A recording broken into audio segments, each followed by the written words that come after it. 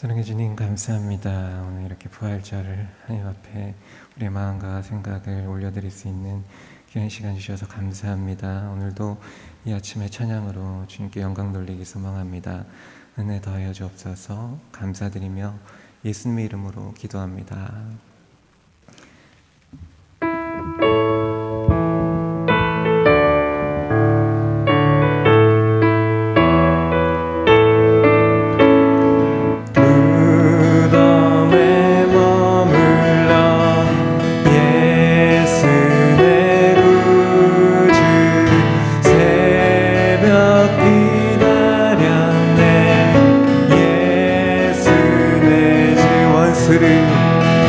원수를 다 이기고 무덤에서 살아나셨네.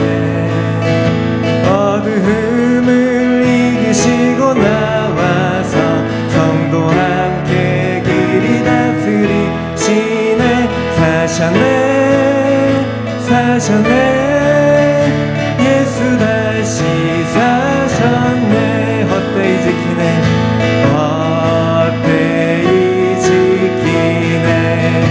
예수 내 구주 헛되이 봉하네. 예수 내 주 원수를 다 이기고 무덤에서 살아나셨네. 어둠을 이기시고 나와서 성도 함께 길이 다스리시네. 사셨네 예수 다시 사셨네. 거기 못 가두네. 예수 내 구주 우리를 살리네. 예수 내 주 원수를 다 이기고 무덤에서 살아나셨네. 어둠을 이기시고 나와서 성도 함께 길이 다스리시네. 사셨네 예수 다시 사셨네. 예수께서 다시 부활하셨습니다. 할렐루야.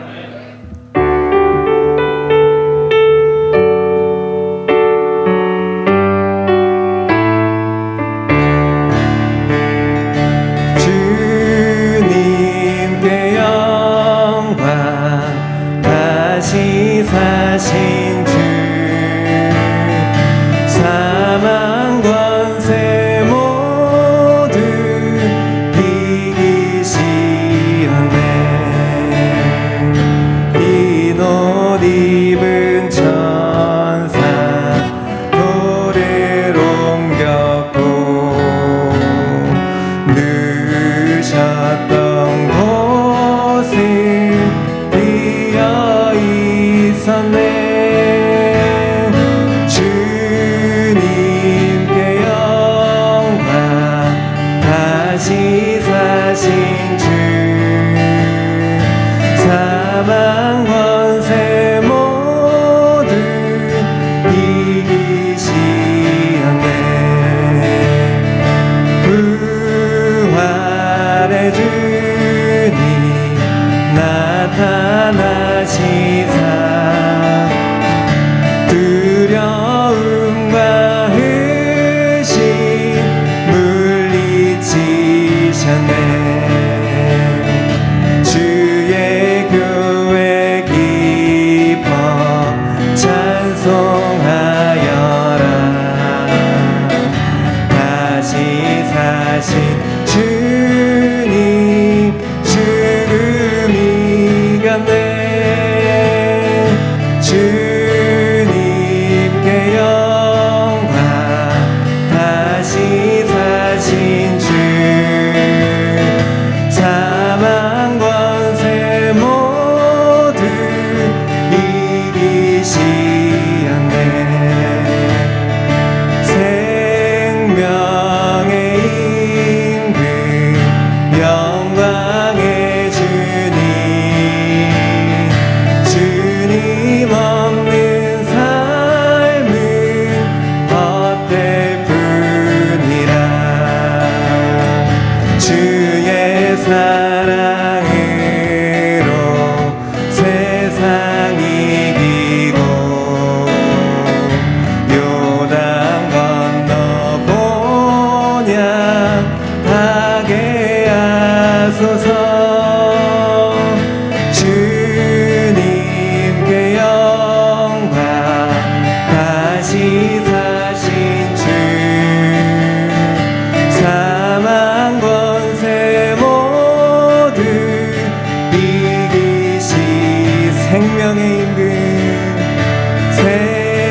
명예 임금 영광의 주님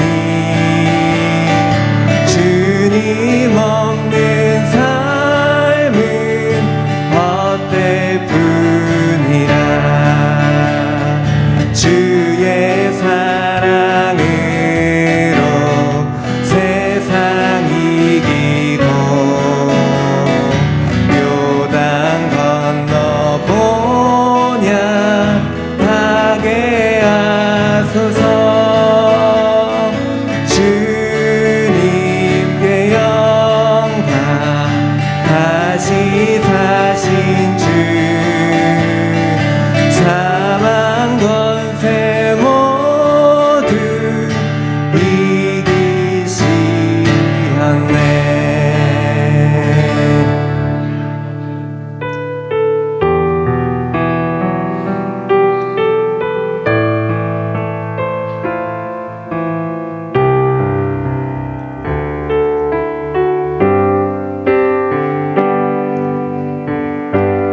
십자가 그 사랑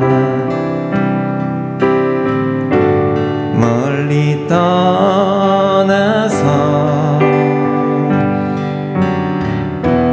무너진 나의 삶 속에 잊혀진 주는 돌 같은 내 마음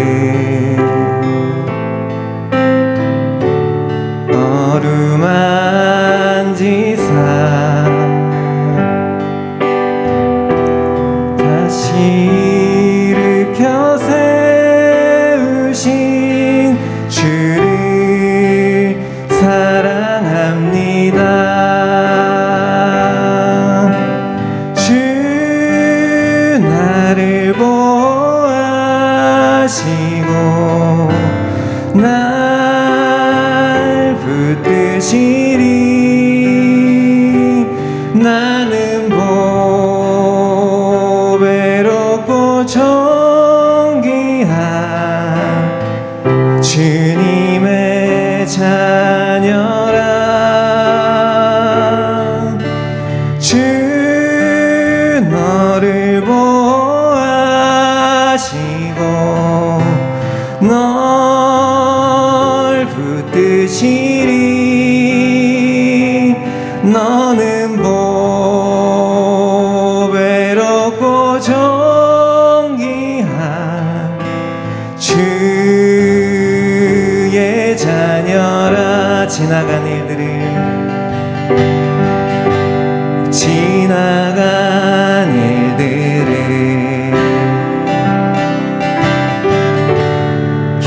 기억하지 않고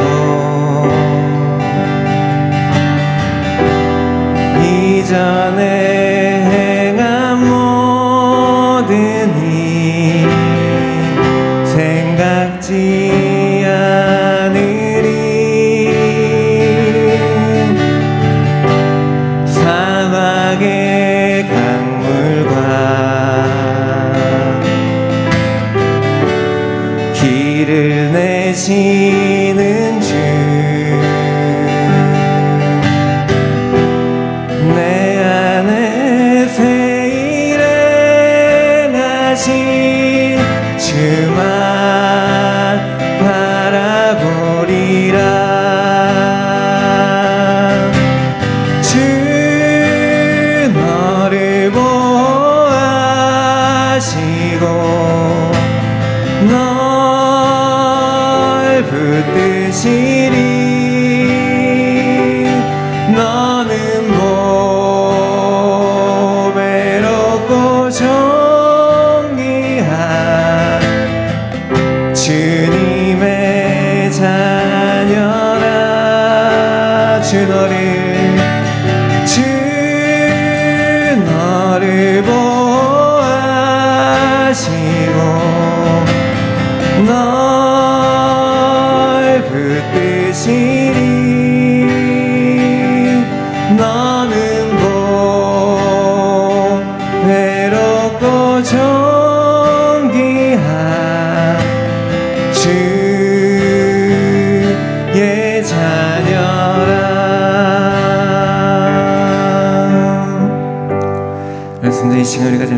부활하실 때 우리 부활하신 예수님께서 이 시간 우리와 함께 하셔서 우리가 부활하신 예수님을 높여드리고 부활하신 예수님의 그 놀라운 사랑에 우리가 승리할 수 있음을 기뻐하며 이 아침에 하나님께 영광 돌리는 귀한 시간 되게 해달라고 우리 주님 앞에 기도하시고요. 또 오늘 말씀을 대언해주신 목사님 가운데 은혜 주셔서 십자가 그 사랑 잊어버리지 않고 우리 주님 앞에 계속적으로 온전하게 헌신하며 나아갈 수 있는 귀한 시간 되게 해달라고 주님 앞에 기도하며 나아가도록 하겠습니다. 기도하겠습니다. 사랑해 주님 감사합니다. 오늘도 이 시간 이 새벽에 아버지 부활을 아버지 기뻐하며 예수님의 부활하심에 동참하며 아버지 이 시간 아버지 앞에 찬양하고 높여드릴 수 있는 귀한 시간 허락하심을 감사를 드립니다.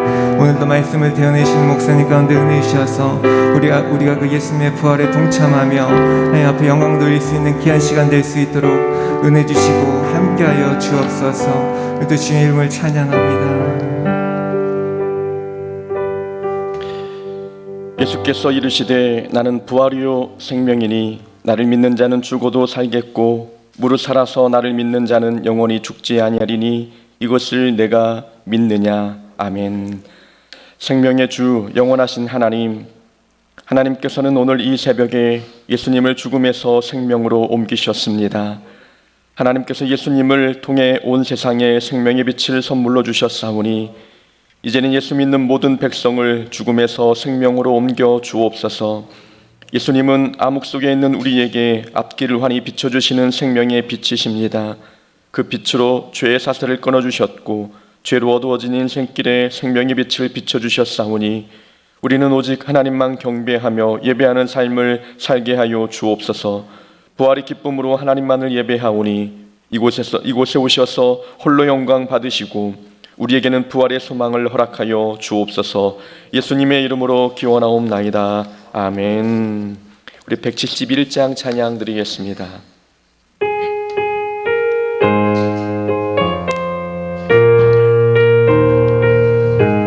하나님의 독생자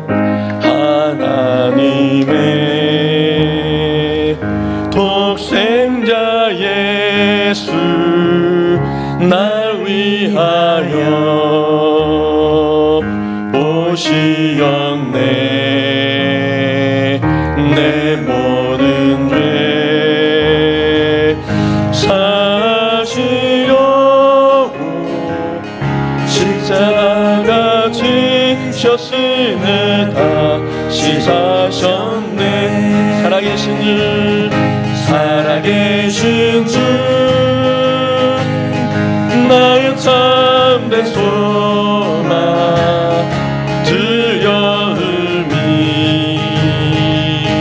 사라지네. 사랑해 주네. 발길이 노하니 내 모든 삶의 기쁨을 충만하네.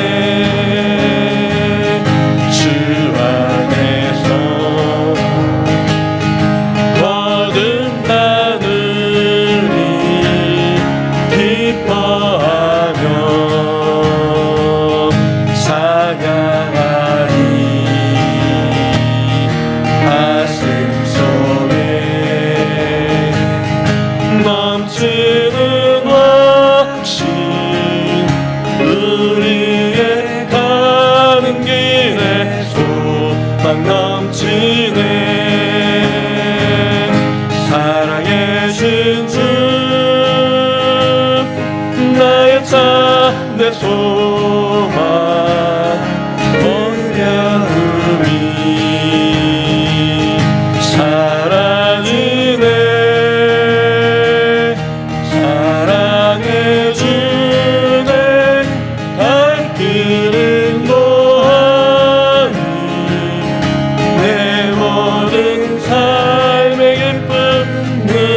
충만하네.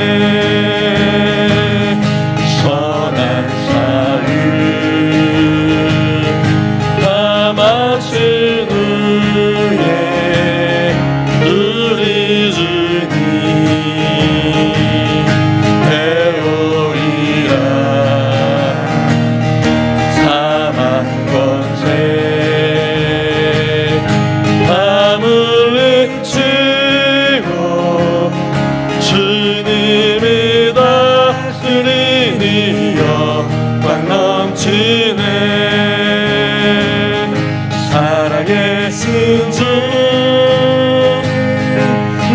참된 소망 드려으니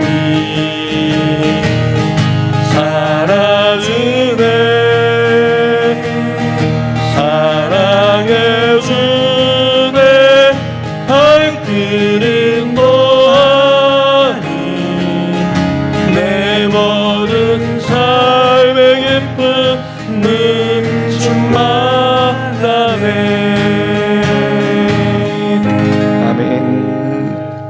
우리 하나님 앞에 공동 기도문 우리 함께 기도드리겠습니다. 부활의 소망이 되시는 하나님, 예수님께서 부활하신 이 새벽에 하나님의 사랑과 구원의 은혜를 생각하며 예배합니다.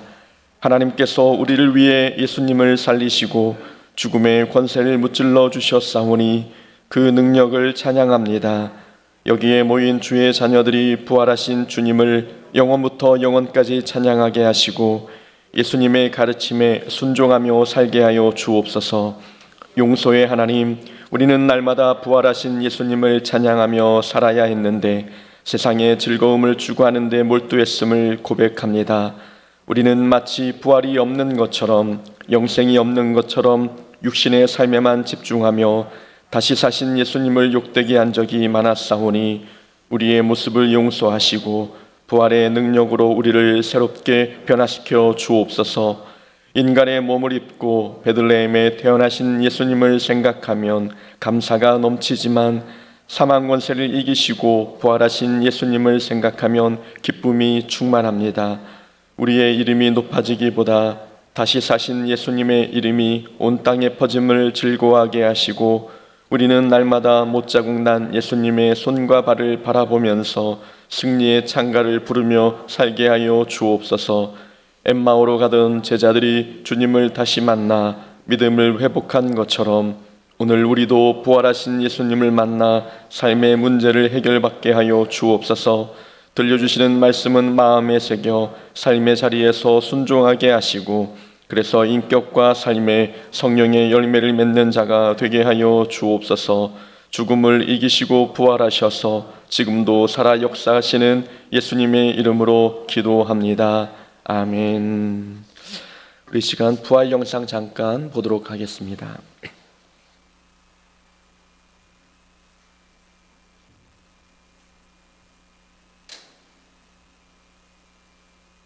pandemic caused by the coronavirus. 방역은 그 신앙의 영역이 아니고 과학과 의학의 영역이라는 것을 신규 확진자가 60만 명을 넘어섰습니다. 전 세계 확진자 3명 가운데 1명 꼴이 한국에서 나오고 있다는 점도 충격적입니다. 러시아군의 무차별 포격이 계속되고 있습니다.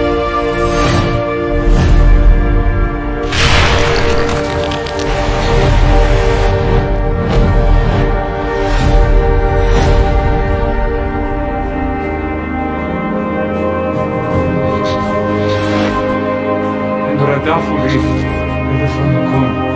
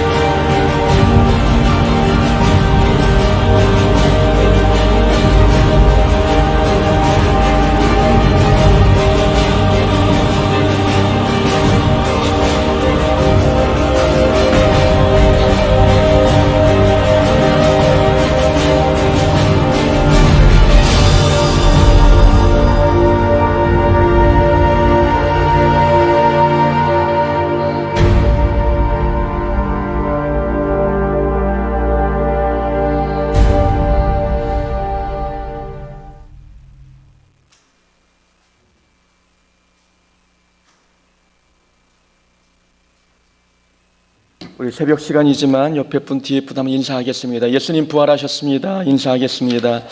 예수님 부활하셨습니다. 부활하셨습니다. 우리 하나님 말씀 함께 보겠습니다. 마태복음 28장입니다. 마태복음 28장 우리 1절부터 마지막 절까지 함께 교독하겠습니다. 마태복음 28장 1절부터 20절까지 말씀 우리 한 절씩 교독합니다. 안식일이 다 지나고 안식 후 첫날이 되려는 새벽에 막달라 마리아와 다른 마리아가 무덤을 보려고 갔더니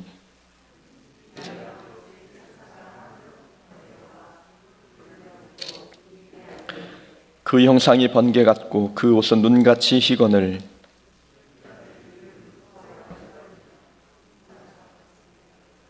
천사가 여자들에게 말하여 이르되 너희는 무서워하지 말라. 십자가에 못 박히신 예수를 너희가 찾는 줄을 내가 아노라.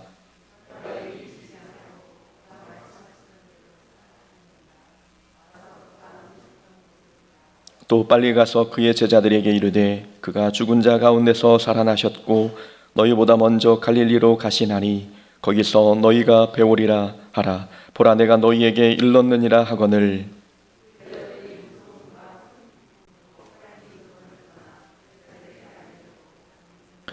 예수께서 그들을 만나 이르시되 평안하냐 하시거늘 여자들이 나아가 그 발을 붙잡고 경배하니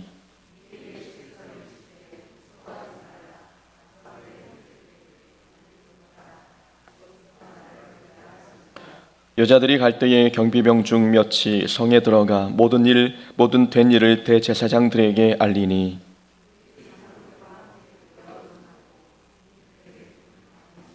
이르되 너희는 말하기를 그의 제자들이 밤에 와서 우리가 잘 때에 그를 도둑질하여 갔다 하라.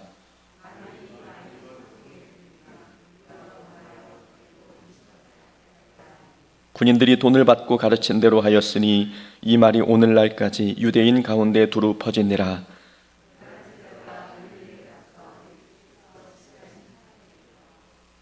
예수를 배웁고 경배하나 아직도 의심하는 사람들이 있더라.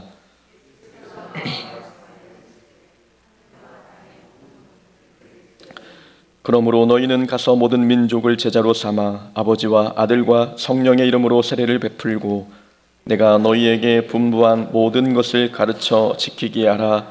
볼지어다 내가 세상 끝날까지 너희와 항상 함께 있으리라 하시니라. 아멘. 예수님은 지금도 살아계십니다 라는 제목으로 말씀 함께 나눕니다. 이스라엘의 성지 순례를 가면 반드시 방문하는 교회가 있습니다. 성묘교회라는 곳인데 예수님의 무덤 자리에 세워진 교회입니다. 성묘교회는 굉장히 넓습니다. 교회 안에서 예수님께서 십자가에 못 박히신 골고다 언덕터가 있고 예수님의 무덤도 있습니다. 역사적인 두 장소가 모두 실내에 있다는 것이 놀라웠습니다. 관광객이 제일 많이 모이는 곳은 예수님의 무덤이 있는 곳이지요. 예수님의 무덤이 아직도 보존되어 있다는 게 말이 될까 하는 생각에 그곳에 한번 가보았습니다. 2000년 전 그때의 무덤 모습은 아니었지요.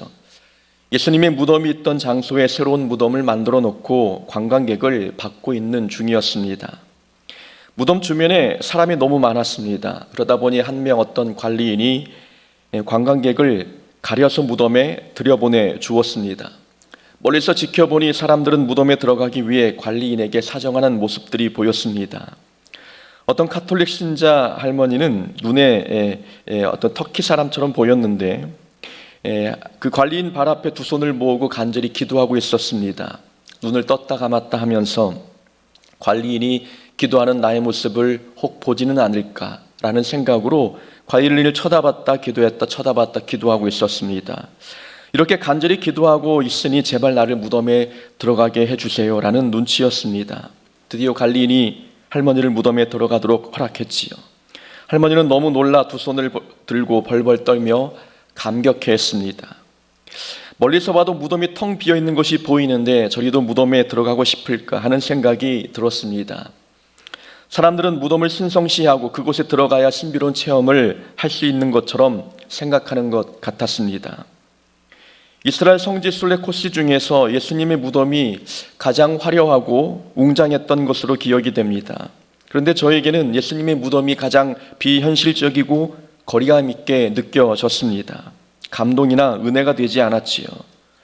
은혜가 되었던 곳은 예수님께서 제자들과 함께 건넜던 갈릴리 바다, 예수님의 말씀이 가득한 산상수훈이 있던 동산, 예수님께서 십자가를 메고 걸어가신 길, 이런 곳이 저에게는 큰 은혜가 되었습니다.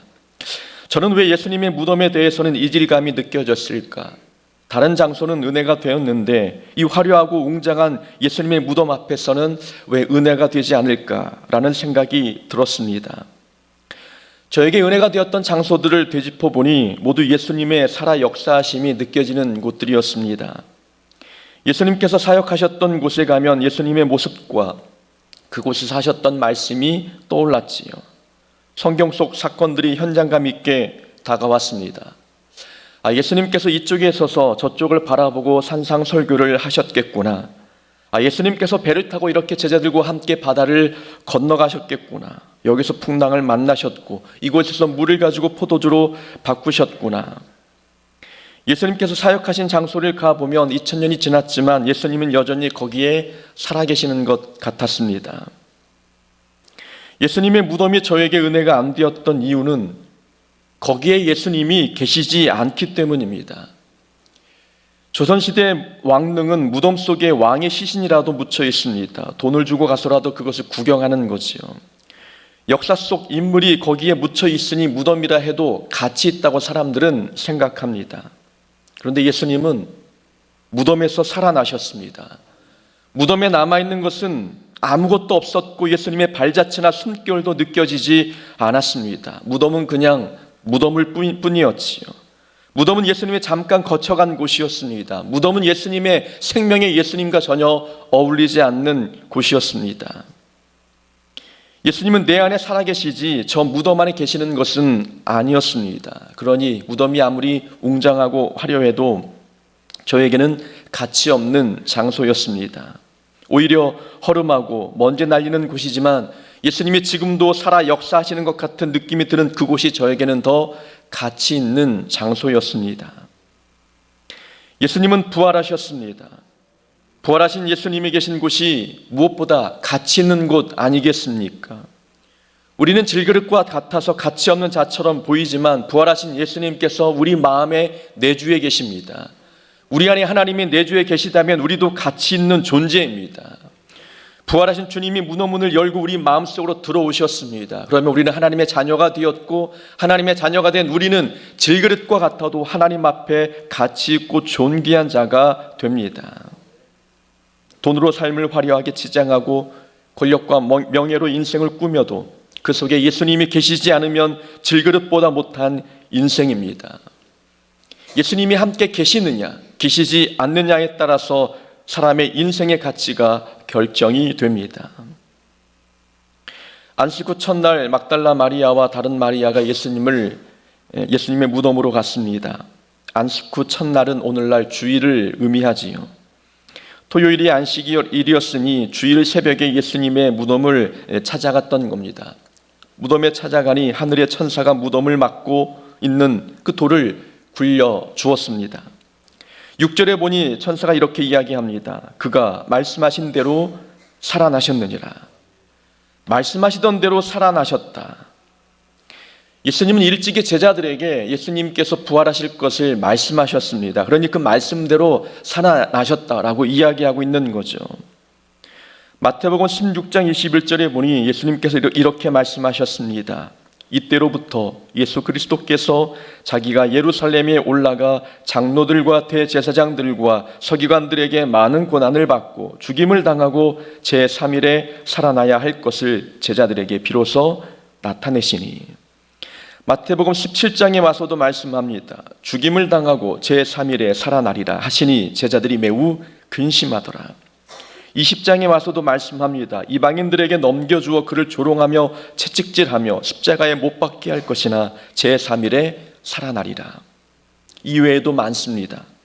예수님은 부활에 관한 말씀을 지나가는 말로 흘겨서 말씀하시는 것이 아니었습니다. 분명하고 선명하게 그것도 여러 차례 제자들에게 말씀해 주셨습니다. 자, 그렇다면 예수님께서 비록 십자가 위에서 죽으셨지만 제자들이 예수님의 부활을 조금이라도, 아주 조금이라도 기대하지 않았을까요? 예수님께서 직접 부활에 관해 말씀하셨는데 다른 사람들은 몰라도 적어도 제자들만큼은 예수님께서 다시 살아날 것을 기대하지 않았을까요? 안타깝게도 제자들 중에 아무도 예수님께서 다시 사실 것에 대하여 조금도 기대하지 않았습니다. 여인들도 마찬가지였지요. 여인들은 마가복음에서 보면 누가 이 무덤 문을 막고 있는 돌을 옮겨줄까 염려하는 마음으로 무덤을 찾아갔습니다. 돌문 옮길 것을 고민했다는 것을 보면 여인들은 여전히 예수님이 무덤 안에 있을 것이다 라고 생각했던 겁니다. 제자들은 예수님이 돌아가신 후 근심에 쌓여 제 갈 길로 떠나버렸습니다. 부활을 기대하고 소망하는 사람은 아무도 없었습니다. 제자들은 말씀을 들었지만 부활을 믿지 않았습니다. 믿었다면 기대하고 소망했을 텐데 자신의 지식과 경험, 상식적으로 생각해 볼 때 죽은 자가 살아나는 것은 도무지 믿어지지 않았습니다. 그러니 이 죽음과 같은 상황에 어떤 소망도 기대감도 맛보지 못했습니다. 우리는 여기서 교훈을 발견하게 됩니다. 삶에 대한 소망이나 긍정적인 기대감은 부활을 믿는 성도들에게만 나타나는 특징입니다. 부활을 믿는 자는 삶의 자리가 어떠하든 거기에 소망을 품고 기대감을 갖게 됩니다. 부활이라는 단어와 함께 짝을 이루는 단어 바로 소망입니다. 죽음은 절망을 떠올리게 하지만 부활은 소망을 품게 하지요. 제자들은 예수님의 죽음 앞에서 소망이나 긍정적인 기대감이 없었습니다. 예수님의 부활을 조금이라도 믿지 않았기 때문이죠.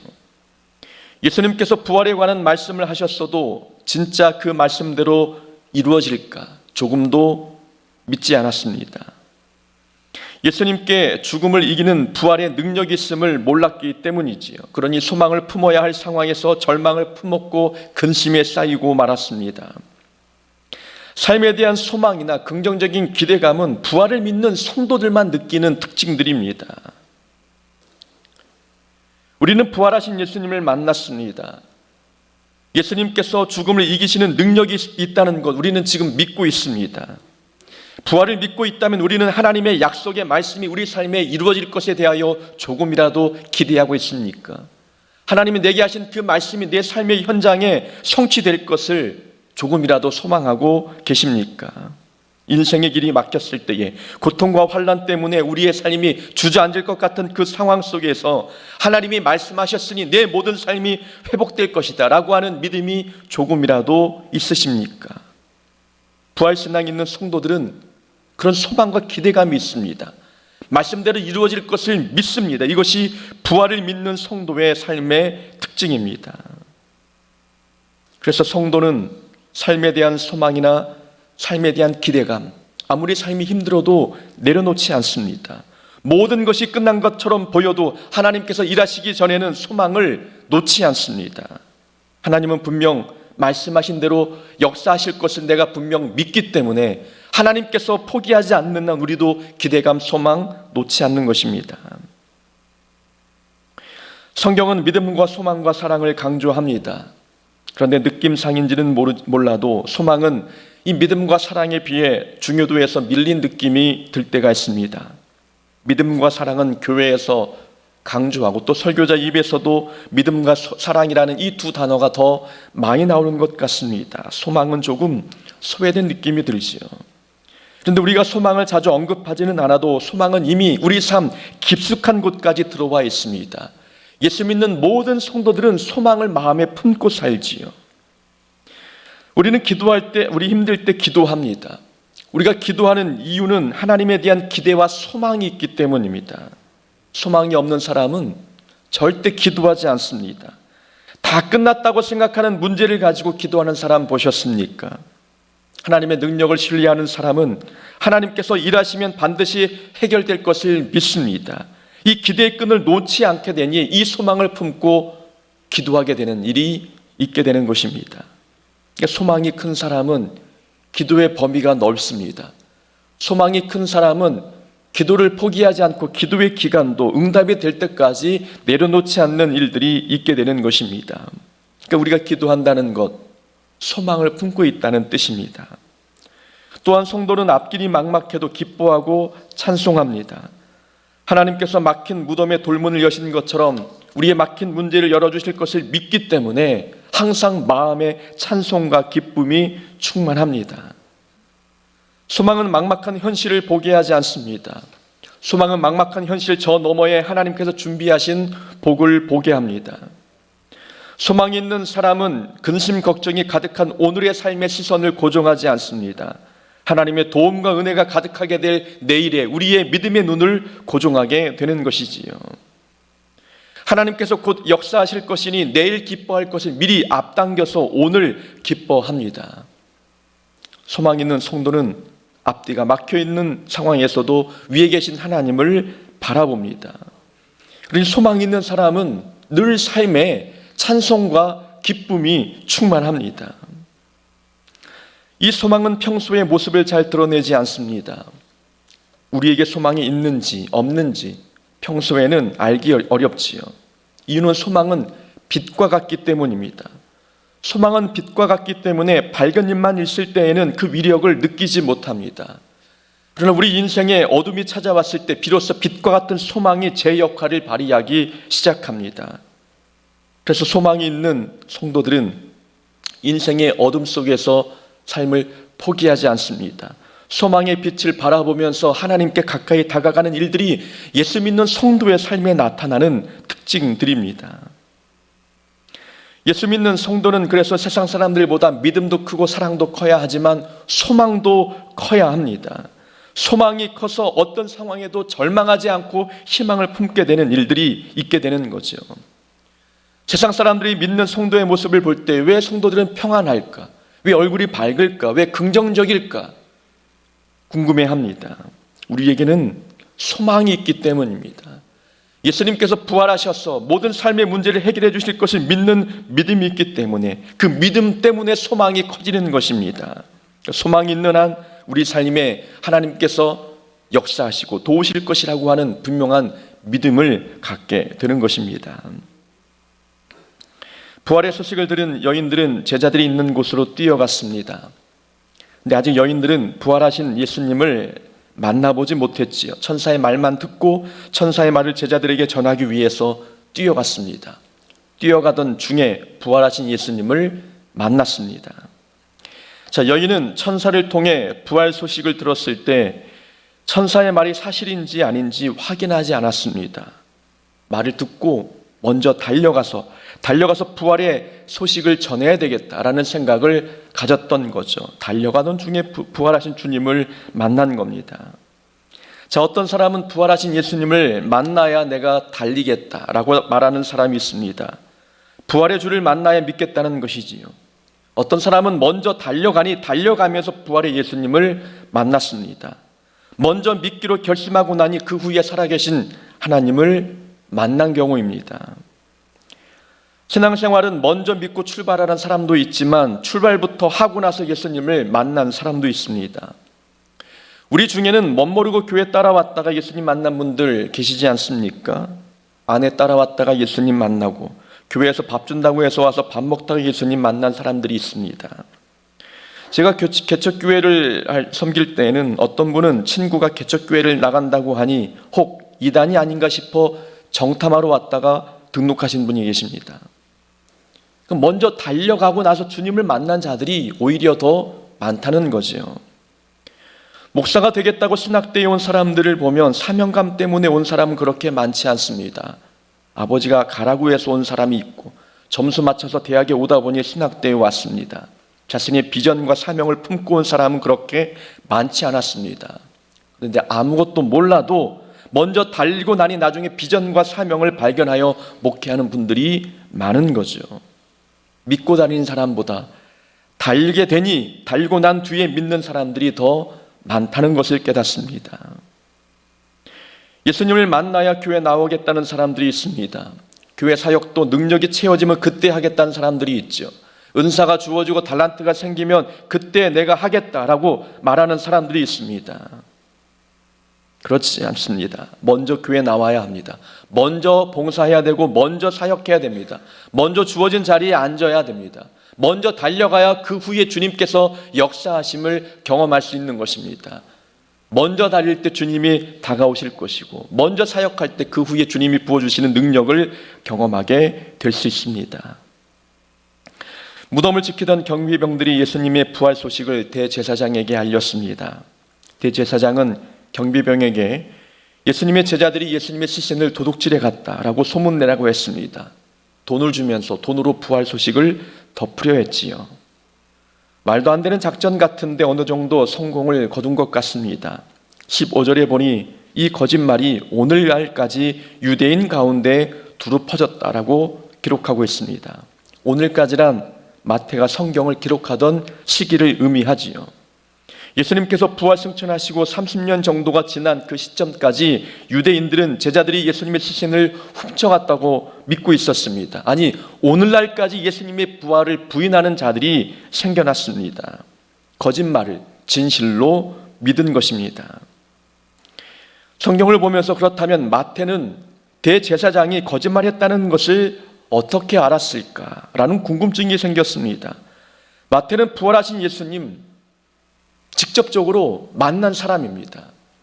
주님을 직접 만나고 보니까 대제사장의 말이 거짓말인지 분별할 수 있었습니다. 처음에는 혼란스러웠겠지요. 그러나 내가 주님을 만나고 내가 주님과 대화하고 내가 주님 살아계심을 확인하니 무엇이 진리고 무엇이 거짓말인지를 알 수 있었습니다. 내가 만났는데 내가 봤는데 우리가 주님의 시신을 훔쳐갔다고 그것이 거짓말인지 다 알 수 있게 되는 것이지요. 부활하신 주님을 만난 성도는 무엇이 참이고 무엇이 거짓인지 분별하며 살아갑니다. 이것이 부활신앙을 갖고 있는 성도의 모습입니다. 사탄은 참소하는 자입니다. 사람을 거짓말로 유혹해 거짓을 진실로 믿게 만드는 거죠. 그러나 부활의 주님을 만난 성도는 무엇이 참이고 거짓인지 대번에 알 수 있습니다. 참과 거짓을 분별할 수 있으면 삶이 복잡하지 않지요. 혼란스럽지 않습니다. 오늘날 많은 사람들이 혼란 가운데 살아갑니다. 무엇이 참이고 진리인지 모르기 때문입니다. 우크라이나 전쟁을 보더라도 그렇습니다. 러시아와 우크라이나 간의 양측 주장이 서로 다른 부분이 있지요. 우크라이나는 러시아가 민간인을 학살했다고 주장했고 러시아는 조작된 것이라고 주장했습니다. 놀라운 것은 러시아 국민은 러시아 정부의 말을 믿고 있다는 점입니다. 속고 있는 줄도 모르고 그렇게 믿고 있습니다. 거짓과 참을 분별할 수 있는 안목이 없었습니다. 그러나 많은 러시아인들 중에 우크라이나 현장에서 진실을 마주한 사람들은 푸틴이 본인들을 속이고 있다는 것을 압니다. 본인들이 보았기 때문입니다. 무엇이 진실이고 무엇이 거짓인지 직접 보니까 진리편에 서게 되는 것입니다. 진리를 마주하면 거짓과 참을 분별하게 되어 있습니다. 진리를 마주하면 혼란했던 모든 것이 깔끔하게 정리가 되고 버릴 것과 붙잡을 것을 깨닫게 됩니다.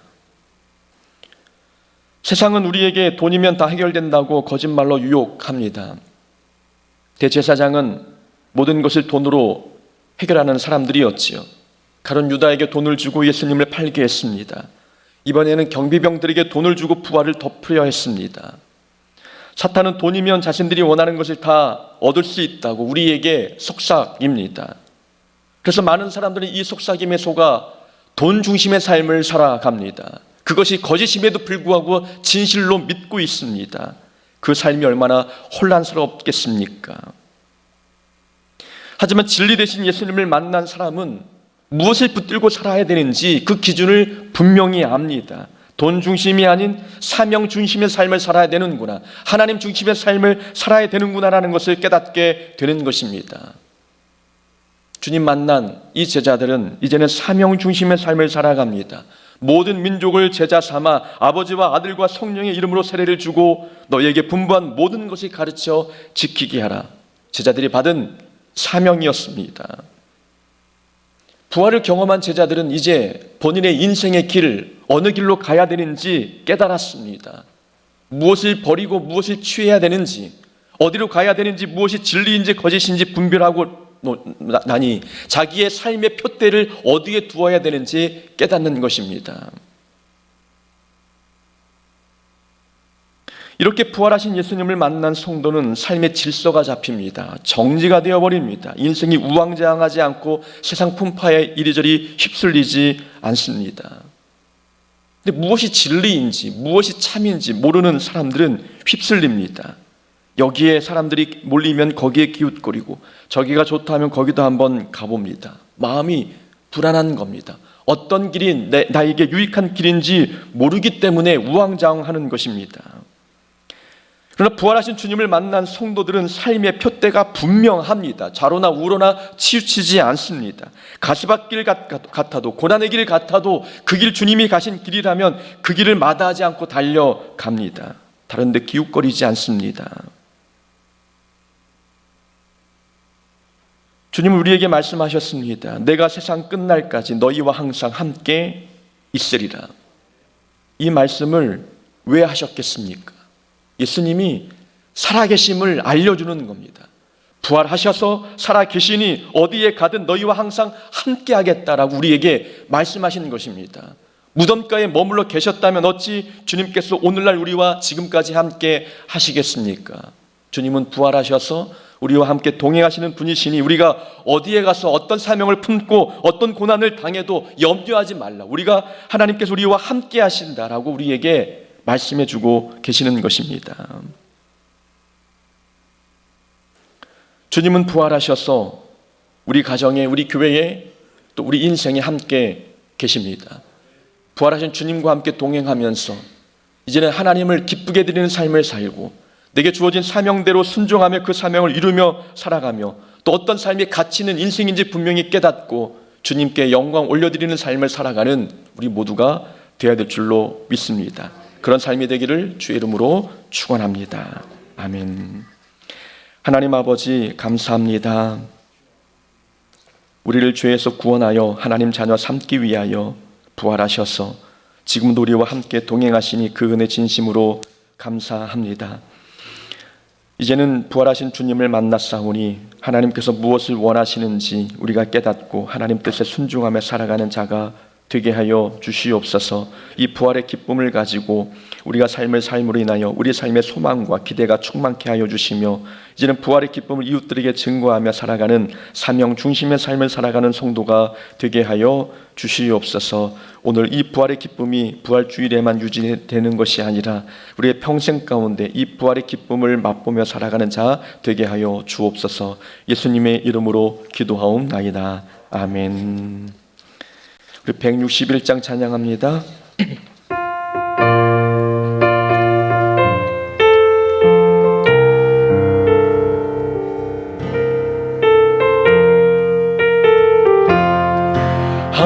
할렐루야 우리 예수 부활을 전하셨네.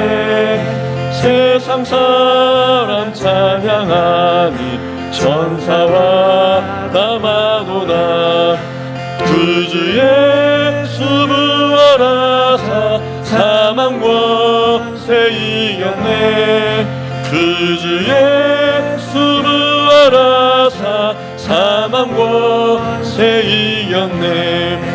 할렐루야 우리 예수 왕의 왕이 되시고 우리들의 중보 되시 성령 증거하시네. 구주 예수 부활하사 처음 열매 되셨네. 구주 예수 부활하사 처음 열매 되셨네. 할렐루야 우리 예수 흠과 티가 없도다. 무덤 속에 있는 죄인 주가 일으키시네. 구주 예수 부활하사 영광 주로 오시네. 그 주 예수 부활하사 영광 주로 오시네. 아멘.